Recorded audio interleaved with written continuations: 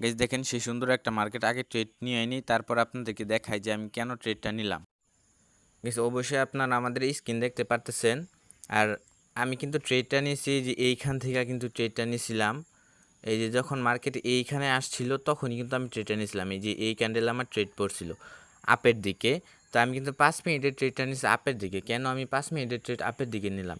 Gas একটু যদি লক্ষ্য করেন আপনারা, এইখান থেকে মার্কেট উপরে গেছে আর এইখান থেকে আবার নিচে আসছে, এখান থেকে উপরে গেছে আবার নিচে আসছে, এখান থেকে উপরে গেছে একটু আবার নিচে আসছে। তো এখন কই যাবে? উপরে তো যাবে এবং তারপরে কিন্তু নিচে আসবে। তো সেজন্য 5 মিনিটের জন্য আমি কেন ট্রেড ফিক্সড করলাম?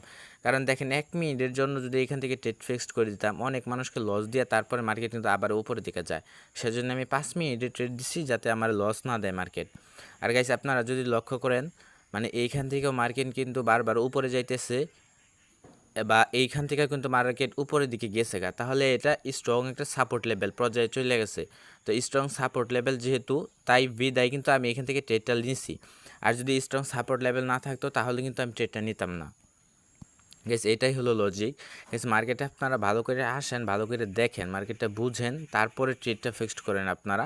আর গেস এই যে দেখেন আমাদের এখানে কিন্তু প্রফিটও দেওয়া দিছে, যদিও ভুলবশত মানুষ মার্কেট নিচের দিকে নামে পড়ছে, তবে আমাদের প্রফিট দেওয়া তারপরে নামছে। মার্কেট বুঝা শুনে ট্রেড করার, মার্কেটে আই সেই পাগল হওয়া যাবে না।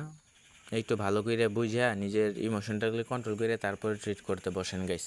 আর দেখি আমাদের এটা কীরকম করে প্রফিটটা দিচ্ছে গাইস। আর 5 সেকেন্ড 4 সেকেন্ড মানে আমাদের কি প্রফিটে দেওয়া যাবে? ও মাই গড দেখেন, মানে একটা টান কিন্তু দিছিল মার্কেট প্রায়।